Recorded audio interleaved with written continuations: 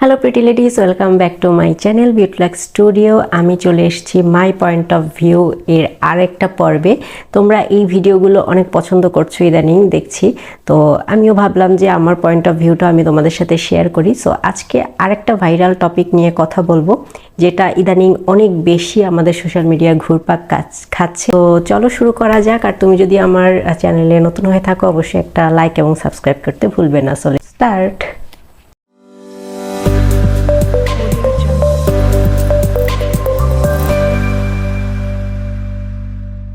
তো বিগত কয়েক মাস ধরে এই যে তিশা এবং খন্দকার মোশতাকের কাহিনী নিয়ে আমাদের সোশ্যাল মিডিয়া বলতে গেলে সয়লাব। ঠিক আছে, প্রথমত যখন আমি নিউজটা দেখেছিলাম যে এরকম একটা ঘটনা ঘটেছে, সেটা আরও কয়েক মাস আগে, মেবি ডিসেম্বরে, বা তাদের বিয়ে হয়েছে মেবি আরও এক বছর আগে, যাই হোক, বাট এটা ভাইরাল হয়েছে ডিসেম্বরে। সো যখন আমি প্রথম দেখি, আই ওয়াজ লাইক ওকে, ঠিক আছে, তারা যদি বিয়ে করে নিজেরা সুখে থাকতে পারে, ইটস ওকে, কোনো সমস্যা নেই। এবং মানুষেরও এটাতে সমস্যা হওয়ার কথা না, কারণ মানে বয়স কম হলে বা সমবয়সী হলে বা মানে এরকম হলেই যে একটা কাপল সুখী হবে ব্যাপারটা কিন্তু সেটা না। সুখটা কিন্তু আলটিমেটলি নিজের উপরে, নিজেদের ভিতরে। তো তারা যদি সুখে থাকে, সো আই ডোন্ট থিঙ্ক যে আমাদের এটা নিয়ে খুব বেশি কথা বলার দরকার আছে। সো এই জন্য আমি ইগনোর করে যেতাম। এবং যখন সোশ্যাল মিডিয়া এরকম কোনো কথা দেখতাম তাদের নিয়ে ট্রল হচ্ছে, সেই হচ্ছে, তখন আমি সবসময় কমেন্টে গিয়ে বলে আসতাম যে কেন আমরা এরকম করছি, বা হয় না যে একটা প্রতিবাদ করতাম যে তারা তো সুখে আছে, সমস্যাটা কোথায়। তো যাই হোক, তো এই পর্যন্ত সব ঠিকঠাক ছিল, যে তারা বিয়ে করেছে, ভালো কথা, সুখে আছে, এই পর্যন্ত সব ঠিকঠাক ছিল। বাট ব্যাপারটা ঘোলা হলো কখন, সেটা হচ্ছে যখন তারা সোশ্যাল মিডিয়াতে পেজ খুলে এসে, ঠিক আছে, পেজ খুলবে, ভ্লগ করবে, এটাও নর্মাল, মেনে নিলাম, এটাও নর্মাল, কারণ আজকাল অনেকে ভ্লগ করছে, কোনো সমস্যা নেই। বাট সমস্যা যেটা হলো সেটা হচ্ছে তারা পেজে যে ভিডিওগুলো দিত, ভিডিওগুলো অতিরঞ্জিত এবং খুবই অস্বস্তিকর কিছু ভিডিও দিত, অস্বস্তিকর কিছু কথাবার্তা বলতো, আপত্তিকর কথাবার্তা বলতো, যেগুলো হচ্ছে মূলত তারা ভাইরাল হবার জন্য টার্গেট করেই কথাগুলো বলতো। সমস্যাটা কিন্তু এখানেই। এবং এই কথাগুলো তারা যখন বলতে শুরু করেছে, তাদের পেজ কিন্তু আগেও থেকেই ছিল, বাট এই কথাগুলো যারা যখন বলতে শুরু করেছে বা নিজেদেরকে ডিফেন্ড করে তারা যখন মানে প্রত্যেকটা কমেন্টে রিপ্লাই দিতে শুরু করেছে, সবকিছু এক্সপ্রেস করতে শুরু করেছে, নিজেদের মধ্যে কিছু ফেকনেস দেখানো শুরু করেছে, তখন থেকেই কিন্তু তারা আরো বেশি পরিমাণ ট্রল হচ্ছে। এর আগে কিন্তু মানুষ একদম ভুলেই গিয়েছিল তাদের কথা। ঠিক আছে, সো সমস্যাটা আসলে এটা না যে তারা বিয়ে করেছে, বা তাদের উদ্দেশ্যে আমি বলছি, আপনারা যে বিয়ে করেছেন সমস্যাটা এখানে না, সমস্যাটা হচ্ছে আপনারা নেগেটিভ ওয়েতে ভাইরাল হবার ট্রাই করছেন, এটাই সমস্যা আসলে। এখন এই জন্যই মানুষ ট্রল করছে। দ্বিতীয়ত এই যে বই লেখা নিয়ে যে ব্যাপারটা, আর অনেক সময় অনেকে হচ্ছে তাদেরকে, রিসেন্টলি দেখলাম যে তাদেরকে মেলা থেকে বের করে দেওয়া হয়েছে, যেটা সত্যি তাদের জন্য খুবই অসম্মানজনক, এবং যে কোনো মানুষের জন্য এটা অসম্মানজনক। এখন কথা হচ্ছে দুটো মানুষকে মানে জনতা বা আমজনতারা কেন বের করে দিবে, কতটা বিরক্ত হলে তাদের উপর, কতটা মানে সহ্য করতে না পেরে তারা এরকম একটা আচরণ করে, যে তারা মেলায় দুটো মানুষ, তাদের বই বের হয়েছে, তারা বইয়ের প্রচার করতে মেলায় ছিল, তাদেরকে এরকম উল্টাপাল্টা কথা বলে তাদেরকে বের করে দেওয়া হয়েছে। যে কতটা মানুষের সহ্য সীমা অতিক্রম করে গেলে মানুষ এটা করে, আশা করি সেটা আমজনতা সবাই বুঝতে পারবে। সো আমি বলবো একটা কথাই, ঠিক আছে, আপনারা বিয়ে করেছেন, ভালো কথা, আপনারা ব্লগিং করছেন, সেটাও ভালো কথা, অ্যান্ড বই বের করেছেন, ইটস মানে ইট অলসো নর্মাল, ঠিক আছে, এটাও নর্মাল, ঠিক আছে, সব ঠিক আছে। বাট এই যে নেগেটিভ প্রচারণাটা আপনাদের, এই যে ভাইরাল হওয়ার জন্য একটা আজে বাজে কথা, উল্টাপাল্টা কথা বলে ভিডিও মেক করা, ব্যাপারটা বলা, ইঙ্গিত দেওয়া, এই জিনিসগুলোর জন্য কিন্তু মানুষ আপনাদেরকে হেট করে, আপনাদেরকে ট্রল করে। এবং রিসেন্টলি আমি তাদের কিছু ইন্টারভিউ দেখেছি, ইন্টারভিউতে গিয়েও তারা সেম কাজটা করেছে, মানে লিটারালি এমন কিছু কথা এমনভাবে প্রকাশ করেছে, যেটা হচ্ছে আমি হয়তো এখন দিতে পারবো না, কজ কপিরাইট দিয়ে দিবে, আমি শুধু আমার দিকটাই বলছি। এমন কিছু কথা এমনভাবে প্রকাশ করেছে যাতে হচ্ছে তারা ভাইরাল হতে পারে, সেই ক্লিপগুলো কেটে কেটে বিভিন্ন পেজ ছড়িয়ে দিচ্ছে, ভাইরাল হচ্ছে, তাদের পেজের ফলোয়ার বাড়ছে, একদম নর্মাল, মানে আজকাল ক্রিঞ্জ মানুষজন যেভাবে ভাইরাল হয় ঠিক সেই কাজটা করেছে। এই হচ্ছে কথা।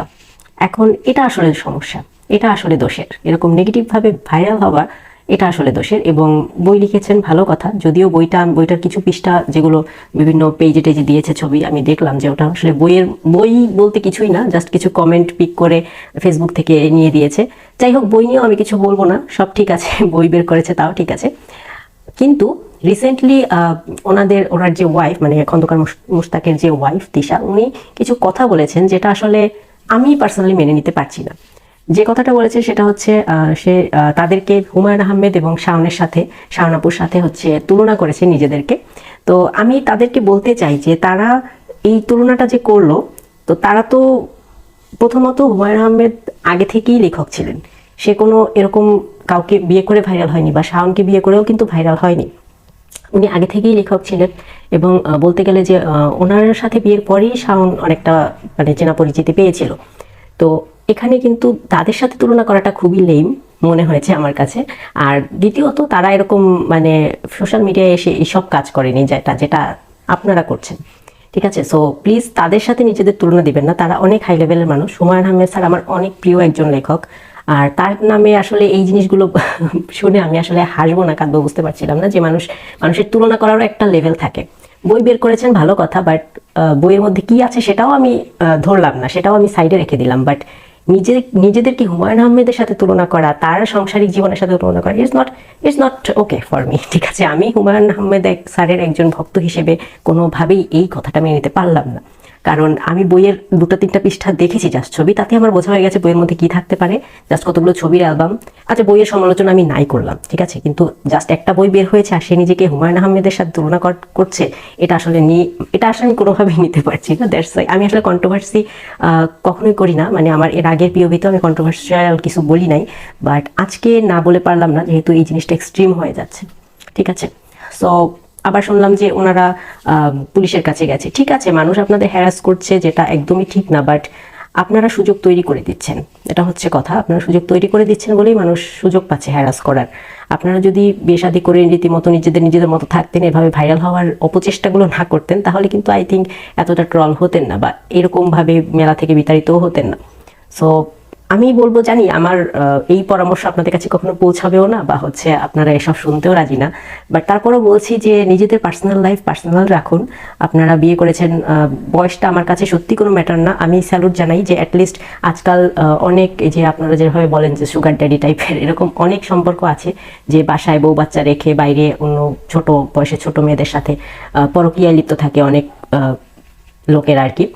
তো সেটা না করে যে আপনারা বিয়ে করেছেন, ইটস সো মাচ প্রেইজ অর্দি, এটা আমার কাছে খুবই ভালো লেগেছে। একটা হালাল সম্পর্কে আপনারা আছেন, কিন্তু এই যে সম্পর্কটাকে আপনারা নিজেরাই ট্রলে পরিণত করতেছেন, নিজেরাই হচ্ছে এটাকে ঘাটছেন, এটাই ভালো লাগছে না আমার কাছে আসলে। তো এটাই বলবো যে এসব বন্ধ করে নিজেদের পার্সোনাল লাইফটা নিজেদের মধ্যে রাখেন।